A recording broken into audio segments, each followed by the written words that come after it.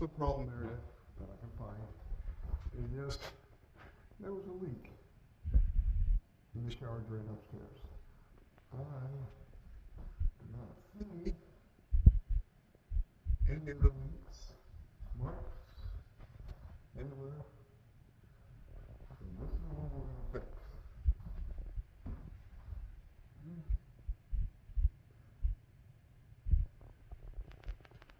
So step one, cut that out.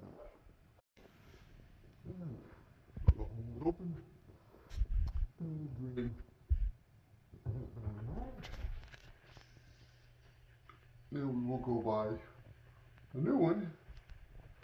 And one of those two-piece gas-in piece of garbage and replace it. And then put new sheetrock in and tape it. Alright. Brand new well-bedding drain.